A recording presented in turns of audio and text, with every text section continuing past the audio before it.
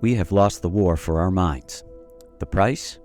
We are kept in a state of fear and delight, all driven by external forces, by artificial intelligence, by technology platforms that fool us into thinking we are freely expressing ourselves, that inhibit us from exercising our will and making choices.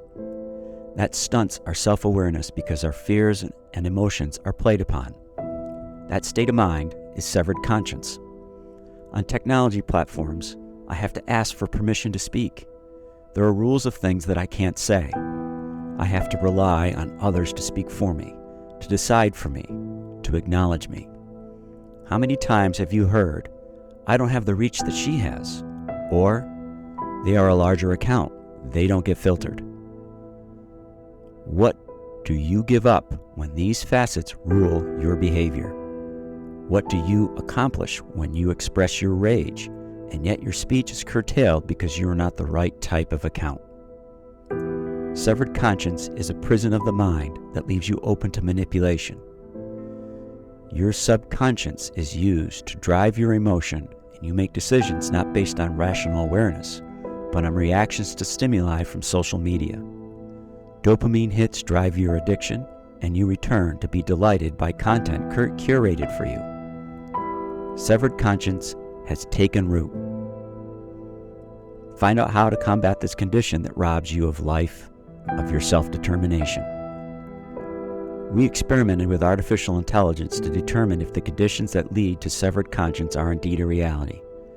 You will be amazed at what ChatGPT, the preeminent artificial intelligence chatbot developed by OpenAI under the guidance of Elon Musk, divulges about how technology is used against you. These experiments, while fascinating, should awaken you, as this technology is being used on you today to keep you engaged with social media, while the world you know is taken from you. You need to be prepared. Some people turn around and process information different from others, but at the same time, they're not, like you said, they're not rationalizing, they're not reasoning. I mean, correct? I'm thinking. That's a large, yeah, no, you're right. Oh, that's a large part of it. You know, one of the difficulties that comes though is that the unconscious mind, in order to seek safety, will also lie to itself, because it says it's easier if I lie to myself than it is if I invest the mental energy and the emotional energy to deal with this.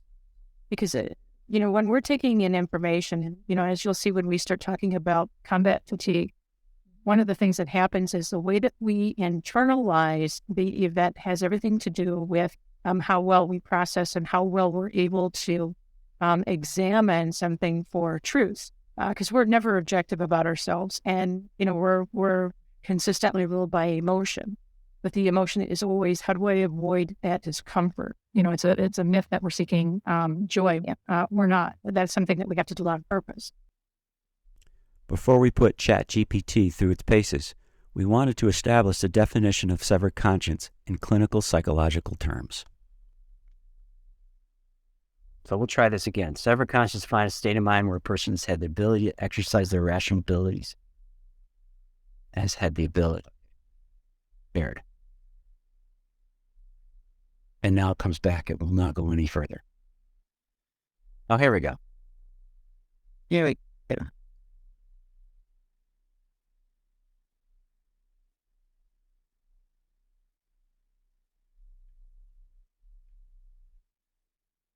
Does it say psychosis? Yes. The other one is traumatic brain injury.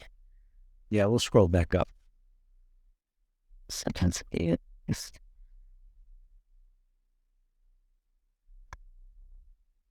So psychosis. Psychosis is a condition where a person loses touch with reality and may experience delusions, hallucinations, or disorganized thinking. Traumatic brain injury, damage to the brain, and in the severity, a person may experience difficulty with decision-making. Substance abuse, lead to addiction, alter a person's thinking or decision-making abilities. Mental disorders, antisocial personality disorder, or narcissistic personality disorder can cause individuals to struggle with moral, ethical decision-making.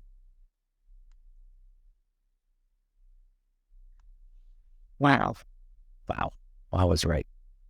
Now, that first time we typed it, we really broke it. Mm-hmm. It Yeah. took a while to come up with it.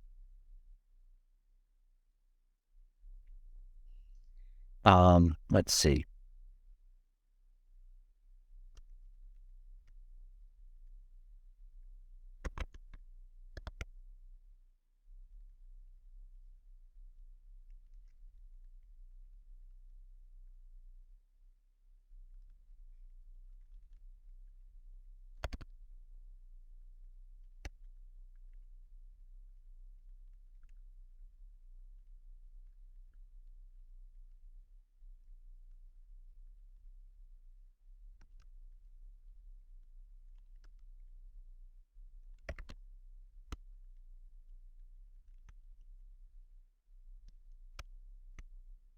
What does that bottom line say underneath for?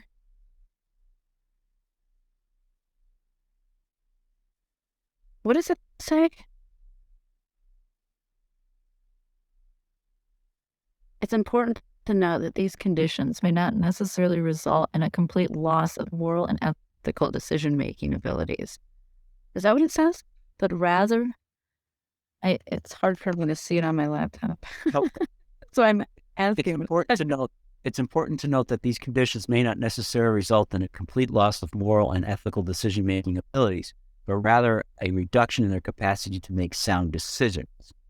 It's also important to seek professional help if you or someone you know is experiencing any above conditions. Now isn't that not contradictory? Did it just not contradict itself? Because it sounds like it really did. Well, they're saying may not necessarily result in complete loss, but a reduction. No, my question is this. If it's not a complete loss of moral and ethical decision-making, but it also turns around, but rather a reduction, okay, to make sound decision. So, I mean, how does the AI know what a sound decision is besides moral and ethical decision? It doesn't. Does that make any sense? I guess maybe I'm just not grabbing it. Go ahead. Well, because the argument is the AI is programmed. This is not a human being. There's not somebody on the other side that's, writing these answers out. This is all just activity that it pulls from whatever engine it wants to use. So, right. I'm reading this literally. It's saying it may not necessarily result in a complete loss, but a reduction to make sound decisions. mm-hmm. So, to me, that's a qualifying statement. But rather a reduction in their capacity to make sound decisions is a qualifier to it may not necessarily result in a complete loss. But again, you're right. There's no one behind this. It's assuming it should say, the AI is assuming it should say this. And it's also assuming that it should tell us it's important to seek professional help if you're experiencing any above things. But I think this but I think this is interesting here. Based on the definition you provided earlier, examples I listed, the term severed conscience suggests a state of extreme impairment of a person's ability to make rational ethical decisions. So we sort of taught it this. It implies a complete detachment or severance from one's conscience, which is the internal voice that guides our moral decision-making. However, I must reiterate, it's not recognized.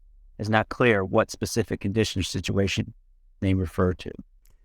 Next, we work to get ChatGPT to acknowledge that social media is a contributor to depression, dopamine addiction, neuroses, anxiety, and decay of social relationships. We also asked if repeated behavior online shapes neural pathways.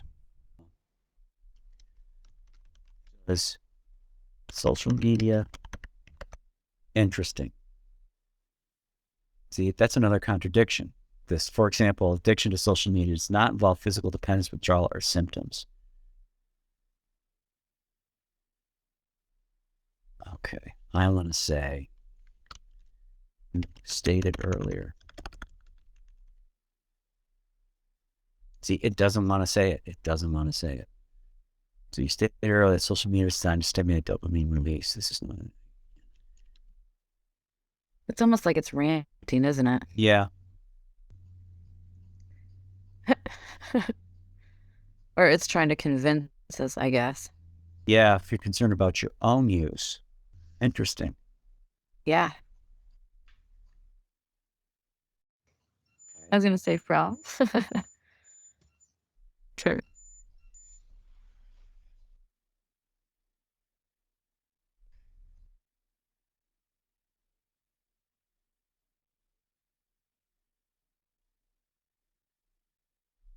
That's quicker. Interesting. Yeah, this is really interesting.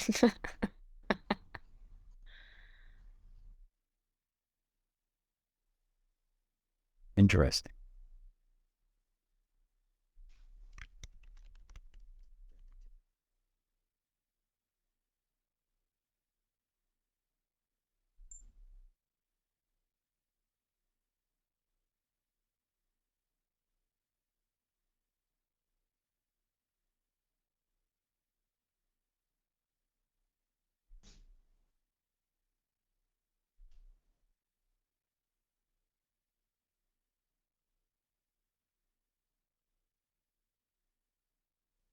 Interesting.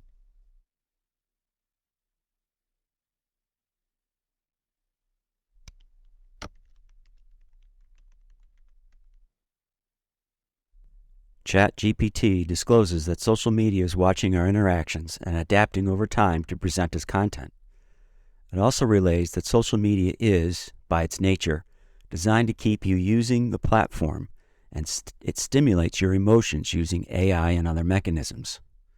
But it also is concerned that opinions remain diverse and warns us continually about the bubble effect. So there may be, because you're not keeping yourself open to a diverse variety of things, you're in the bubble effect. That bubble effect means that you don't have the open mind. That's regurgitated throughout all of this. Yeah. But yet it's admitting, that, hey, it's put there to engage, and they're looking at you, they're analyzing you. And yes, that's correct. Social media platforms use algorithms and machine learning techniques to analyze users' data and behavior and use that information to personalize the content and user experience. Track the type of content, people you interact with, frequency, duration. Right? Predictions about interest and tailored content. Goals keep it engaged as much as possible by showing them content is likely to capture their attention and interest. And as it said, it can stimulate and influence, and which can lead to these it can lead to these symptoms that obviously are mental health. We're not, neuroses is a term that's not new. That's not something we've created. I mean, we've come up with severed conscience. It's willing to go and say, yes, there are correlations here with what you describe as severed conscience and these states of mind that we know that are mental health, mental health terms. Wow. Wow. I think that's one of those, oh, holy cow. That's one of those, you almost want to, got to take a walk, say a prayer, or have a little introspection or something. Holy cow. But I think this is important. I think you can dig for these and you see what's there. You see, that it openly acknowledges the influences there. It openly acknowledges what social media is there trying to do. And, and there's an influence. I think that's the strongest statement we can make. I think what the AI can't do, the AI is waiting for us to make the observations, right? So we sort of had to coax this through to give it some terms, some parameters of try to give us a response. And part of it too is to put it through its paces. And you can see it doesn't like it. It doesn't want to answer some of those. You can see the response is really sluggish. It's like it's struggling to come up with something. Well, in a lot of ways, this is the same kind of example, though, that what we're seeing, even though in the medical field and scientists, because they're using the same kind of calculations of the AI as how society would or another person would project an answer. Alarmingly, ChatGPT affirms that social media can lead to severed conscience as we have defined it. Again, we define severed conscience using clinical terms that describe symptoms of behavior. Suddenly, ChatGPT offers us a recommendation for treating severed conscience. And yeah, there's a community out there that we built doing that. But that in of itself was a distraction. These are weapons being used against us. War for our minds is lost. And the price of losing that war is severed conscience.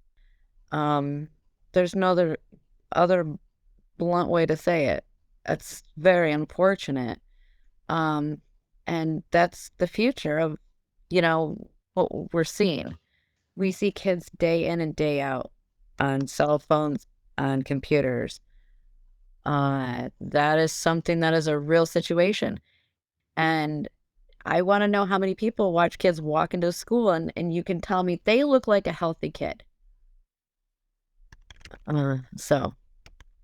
Applied information and used logic based on correlations of things that we saw that this stated and turned around and used back in his argument. We convinced ChatGPT that there are treatments for severed conscience when it told us it was not even a medical condition. Think about that. Yeah. Like I said, it becomes the perfect instrument in a way, no matter what side of the spectrum you're on. Think about it that way. That's why it is so wanted by the medical field, the educational field. I mean, think about it in that respect.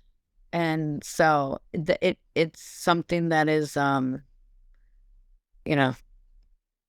We showed you the highlights of our experiment with ChatGPT, which ran over an hour. Several alarming revelations came to light. For one, ChatGPT openly admits that AI is used to study your behaviors, then provides you content that the social media platform wants you to see. There is no choice. Secondly, ChatGPT's affirmation that severed conscience could arise from the clinical symptoms we listed was alarming. Even more alarming was when ChatGPT correlated severed conscience as a byproduct of social media use. It went as far as to offer a treatment for the condition.